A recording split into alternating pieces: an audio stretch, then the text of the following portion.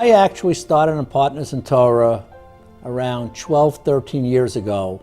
I received an invitation. Partners In Torah had a weekend there and culminated by this dinner where there were honorees there.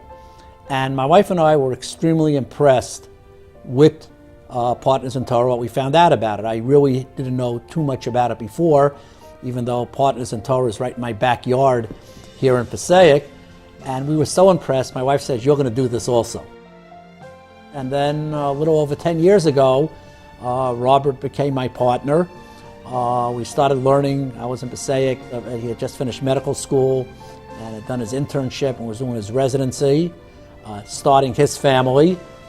We began learning, and then I got called on active duty, but I was stationed at Fort Dix, and actually Robert eventually moved to Cherry Hill, so we weren't really too far from each other. When I initially started learning with him, you know, I at the time was going to a conservative shul, and I had a reform background, and I was like very nervous. They really matched us based on our interests. I'm a psychiatrist, a mental health professional, and a medical director of a large nonprofit organization. And he, in addition to being a rabbi, is the director of a nursing home, and he has a master's in social work. In addition to being a rabbi, he is a colonel in the U.S. Army. He often has to go overseas to help U.S. Army personnel for different holidays, and he's been to Iraq, Afghanistan. He's working with people probably like myself who initially did not have much connection to Judaism.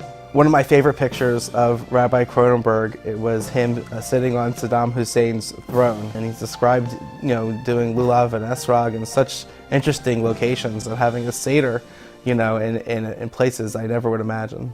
At the nursing home, he works with a very diverse group of individuals, ranging from people who are able to daven regularly and learn regularly. He's working with people who've had past traumatic events, such as being in the Holocaust, and are Holocaust survivors.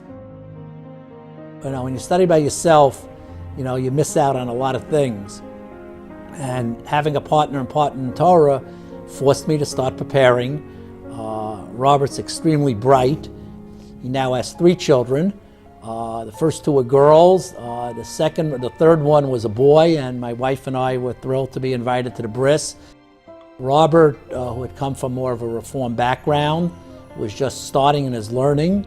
Through the years, even though that was never the goal of the learning was learning for the sake of learning, but his religious observance has increased dramatically. I began to discuss it with my wife Elena, and discussing things with my kids as well.